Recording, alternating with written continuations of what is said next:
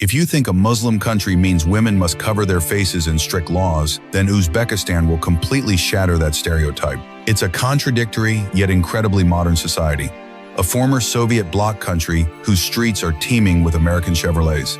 People speak Russian more fluently than their native language, and nightclubs are packed on weekends. What is Uzbekistan really? A secular Islamic state or a miniature Russia in the heart of the desert? The answer will surprise you. Overview of the geography and capital city of Tashkent. Nestled in the heart of the Eurasian continent lies a land where winds carrying the breath of millennia of history still blow day and night across scorching sand dunes, concealing secrets that the modern world seems to have forgotten. This is Uzbekistan, or more formally known as the Republic of Uzbekistan, one of the 7 Turkish-based nations that still maintain their independence on the world map today. Going back about 30 years, this nation underwent a dramatic transformation when it separated from the Union of Soviet Socialist Republics to officially regain its independence. Possessing a vast area of 447,400 square kilometers, its natural environment is surprisingly harsh, with much of its territory covered by barren deserts and towering mountains, making it difficult for human life to thrive everywhere. Yet, on this vast and harsh land lies the resilient home of approximately 35 million people, making Uzbekistan the most populous nation in the mysterious Central Asian region. The heart of the country, its most famous city and the first point of contact for travelers upon arrival, is the capital, Tashkent. Few know that, especially during the prosperous Soviet era, Tashkent was a crucial commercial center, at one point even becoming the 3rd most populous city in the entire Federation, surpassed only by the giants Moscow and St. Petersburg. Today, Tashkent stands tall as a historical witness, a shared home sheltering around 3 million people. Strangely, Uzbekistan has no coastline at all. It only possesses rivers and lakes scattered across the land. Among them, the most haunting is the Aral Sea, once proudly the 4th largest lake in the world. Although it was once revered as a sea, the relentless flow of time has gradually dried up, and now it is merely a lake uttering its final sighs. Abundance of natural resources. There are great treasures not found in the pages of legends, but moving right beneath the Earth's crust, where Uzbekistan truly embodies a land of pure gold in the most brutally literal sense. I'm not speaking metaphorically, because this nation proudly stands as the world's 4th largest gold producer, where this precious metal is eagerly mined from deep within the cold earth. And it's not just the mesmerizing allure of gold. This geographical region also holds hidden power, possessing abundant mineral resources, most notably the formidable uranium. The richness of nature extends to the surface, where Uzbekistan's land is so fertile that it ranks 5th in the world for cotton production, transforming its fields into endless white seas. Furthermore, Uzbekistan boasts abundant reserves of natural gas, oil, and coal, acting as the lifeblood of its economy. Today, it exports vast quantities of these resources to major partners such as China, Kazakhstan, Russia, and Turkey. Considering these natural endowments, we can rightfully define Uzbekistan as a wealthy nation shrouded in the mystery of the East. The flow of history and cultural exchange, hidden beneath the dust of time in this land, are the heroic and tragic echoes of a lost golden age, a place that once held the destiny of a vital trade route. A quick glance at Uzbekistan's history reveals that in the past, it was the most bustling center of Central Asia, a vital transit point for merchants connecting distant China with glamorous Europe. Situated at the heart of the legendary Silk Road, amidst this bustling trade, cultural exchange was also incredibly intense, transforming it into a precious gem in the desert. The prosperity and prominent position of Uzbekistan attracted the covetous gaze of great conquerors like Alexander the Great, and even the nightmare known as Genghis Khan. History records bloody chapters when the Mongols heavily plundered and devastated Uzbekistan. Then, after the era of Genghis Khan, the great Turkish ruler Timur rose to power, reviving the land. Timur was a lover of art and culture, and for that reason, he brought many scholars and philosophers from around the world to Samarkand, creating a miraculous surge in its culture. However, all good things must come to an end. By the 16th century, the Silk Road had lost its former glory, plunging Uzbekistan into a situation where it had to face both mounting economic difficulties and a protracted struggle for independence against the Russians. Nevertheless, fate intervened. By the 18th century, the entire geographical region of Uzbekistan had been completely conquered by the Russian Empire. Tragedy followed tragedy. In 1917, the Bolsheviks entered Tashkent and declared sovereignty, only for the territory of present-day Uzbekistan to be forcibly annexed by the Soviet Union in 1924. It wasn't until 1991, with the fall of the Iron Curtain and the dissolution of the Soviet Union, that Uzbekistan officially emerged from the shadows to continue existing as an independent Turkish nation. Administrative boundaries and immigration information. Today, the people of Uzbekistan are proud of their national culture and history. Their country is divided into 11 provinces and one autonomous republic. In the west of Uzbekistan lies an autonomous region called the Republic of Karakalpakstan. Besides the capital Tashkent, the country also has other well-known settlements such as Bukhara and Samarkand. Located in Central Asia, Uzbekistan borders Afghanistan and Turkmenistan to the south, Kyrgyzstan and Tajikistan to the east, and Kazakhstan to the west and north. To reach the country, you can choose flights from Istanbul to Tashkent. The flight from Istanbul to Tashkent takes approximately 4.5 hours. If you are visiting for tourism purposes, you can enter Uzbekistan without any visa restrictions for up to 30 days. However, if you intend to settle permanently, you will need to apply for a residence permit and a work permit. Of course, if you want to live in Uzbekistan, you need to learn the official language, Uzbek. Uzbek and Russian are the two most commonly spoken languages in the country. However, you can comfortably communicate with a local in Turkish or Azerbaijani, as these languages share many similar vocabulary and grammatical structures. Furthermore, over 90% of the population is Muslim. Therefore, Uzbekistan can be defined as a Turkish-origin country that has adopted the Islamic faith. Modern society and common misconceptions. There are harsh realities sometimes hidden behind thick layers of prejudice, leaving us stunned to realize that the world is nothing like what we imagine. A common misconception about Uzbekistan, particularly prevalent among European tourists, often leaves Europeans stunned upon arrival, realizing the reality is vastly different from their preconceived notions. For example, many Europeans assume that because Uzbekistan is a Muslim country, the atmosphere is heavily influenced by religious restrictions. Some even picture women hiding in head-to-toe clothing and harbor suspicions about the potentially harsh government. However, the reality is surprisingly different. Uzbekistan is a relatively modern country where people enjoy a liberal and open-minded approach to clothing and religion, making its culture more similar to societies like Kazakhstan and Russia than to the strictness of Arab culture. Furthermore, its geographical proximity to places like Afghanistan often leads to the assumption that it is an unsafe land. But the reality completely contradicts this unfounded fear. Uzbekistan is actually one of the most livable countries in the Turkic bloc that you should visit. If you can earn US dollars there, you can absolutely build a lavish life for yourself. The power of money in Uzbekistan, like anywhere else, can open many doors to power. Just exchanging 100 US dollars here will get you a thick stack of Uzbek som, a testament to its paradoxical wealth. Market culture, food, and travel warnings. Upon arriving in Uzbekistan, the first thing that will surely catch your attention is the covered markets, traditional fairs, and bread. In many places, there are countless ovens, and people are busy baking batches of hot bread. You can find bread with unique flavors you've never tasted before. Even better, you can buy this delicious bread for only about 2.5 to 3 Turkish lira. That means bread here is even cheaper than in Turkey. Because Uzbekistan's culinary culture focuses primarily on meat dishes, access to meat here is also incredibly affordable.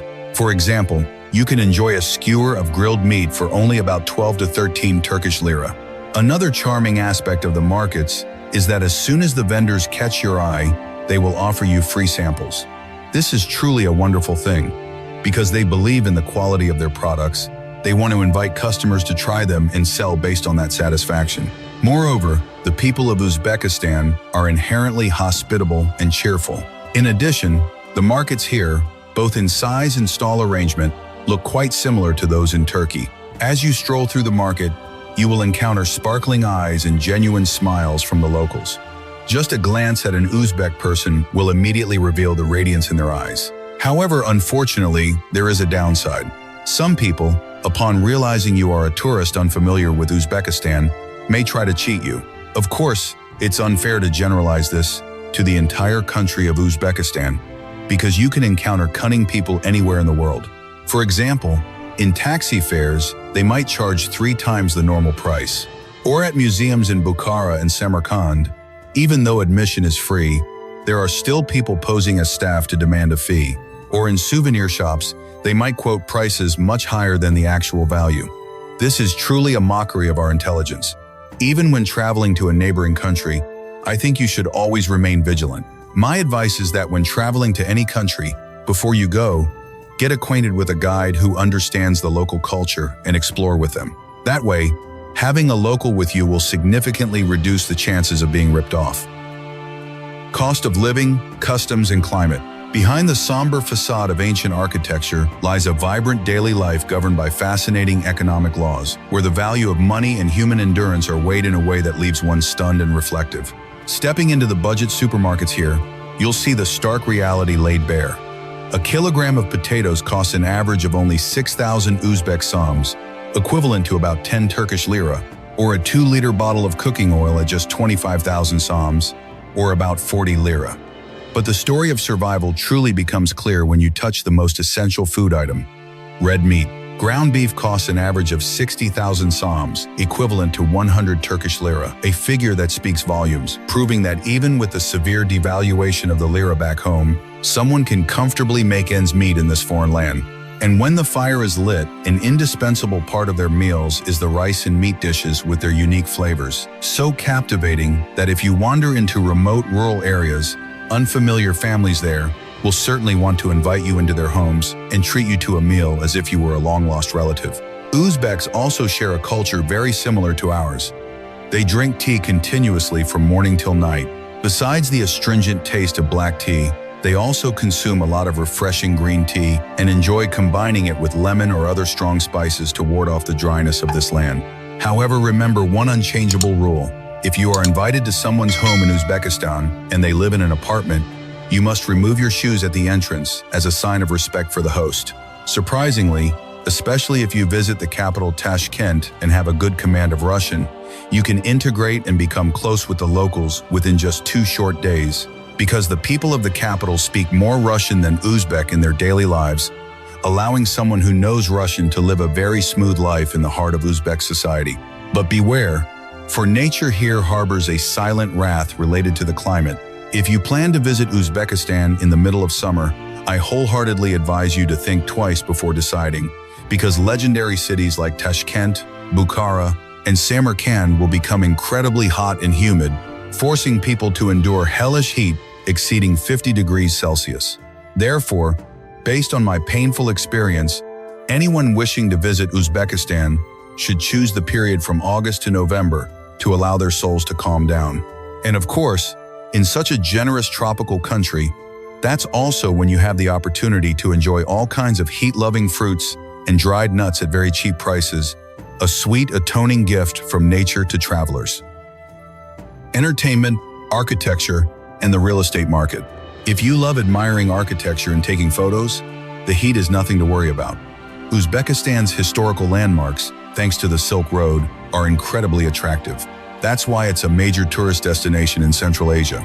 In cities like Bukhara, Tashkent, and Samarkand, the nightlife is vibrant. These 3 cities offer numerous establishments promising delicious meals and great entertainment. For example, while dining at a restaurant, you might be surprised by a spectacular dance performance by Uzbek dancers right on stage. Frankly, the dances characteristic of Central Asian Turkish culture are visually stunning and can be said to surpass those of Europe in several aspects. Regarding alcohol, Uzbekistan also has no restrictions.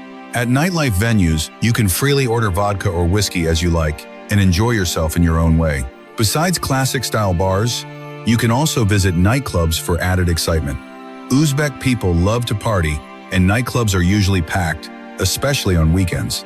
Furthermore, the capital Tashkent suffered a powerful 8-magnitude earthquake in 1966, and the painful memories of that disaster remain etched in the minds of the people. That earthquake, which occurred more than 50 years ago, destroyed over 36,000 buildings and left over 300,000 people homeless. The intensity of the earthquake was so strong that even aftershocks reached 7 magnitude. At that time, The people of Tashkent likened their lives to riding on the back of an angry camel. Later, Tashkent was rebuilt and received significant aid from the Soviet Union. Even a subway system was built, giving the city a more modern and beautiful appearance than before. Today, houses in Tashkent are mostly 3- to 5-story buildings, not towering skyscrapers. Most of these were built after the 1966 earthquake. Apartments are often designed minimally. We are talking about 2-bedroom apartments consisting of a living room and a bedroom, measuring around 60 to 70 square meters. Worryingly, after Russia declared military mobilization in the war with Ukraine, hundreds of thousands of Russians migrated not only to Turkey, but also to Uzbekistan. For this reason, the rent for these minimalist apartments in Uzbekistan suddenly skyrocketed. Currently, landlords are asking for rent at around $500. Before the war between Russia and Ukraine broke out, the rent for a luxury apartment in the heart of Moscow was only around $500. Yet now the rents for old houses in Uzbekistan have skyrocketed. Of course, this situation is now happening everywhere in the world. Everyday life and traditional values, leaving the market and stepping onto the streets, another detail will catch your eye. You'll see that almost every car on the streets of Uzbekistan is a Chevrolet. It could be said that the American Chevrolet brand has almost become a monopoly in Uzbekistan. This stems from Uzbekistan's agreement with Chevrolet to implement a policy of producing affordable cars for its citizens. Therefore, Chevrolet cars are ubiquitous on the roads of Uzbekistan. Furthermore, much of Uzbekistan's territory is surrounded by mountains and hot, desert-like landscapes. A large portion of the population lives in rural areas. In the countryside, you can see people playing sports like horseback riding and javelin throwing, and they always strive to preserve the cultural traditions inherited from their ancestors. Especially in rural areas, people eat meat very frequently. They have dozens of traditional dishes made from meat, including horse meat. Meat is often cooked with rice. They even use animal fat to make bread. The most famous dish, frequently found in rural areas, is, of course, plov Uzbek, fried rice. This is no ordinary rice dish. Besides lamb, it contains chickpeas, raisins, garlic, and many other special ingredients. Furthermore, the art of carpet weaving in Uzbekistan has truly gained worldwide fame. Handmade carpets from Uzbekistan are sought after by customers from all over the world. Uzbeks weave these carpets with great effort and sell them to foreign tourists at very reasonable prices in dollars. If you are someone who values historical values, you must visit Khiva in Uzbekistan. This city has been meticulously preserved from the 16th century to the present day. What makes Khiva so charming is that there are almost no modern buildings in the city. Many artisans in the city earn a living by crafting handmade products that match Khiva's historical beauty. Overall, Uzbekistan is one of the most livable countries in the Turkic bloc. Aside from the sea, you can find almost everything you'd expect from a country, and above all, genuine hospitality. Every journey eventually comes to an end, and our exploration concludes here.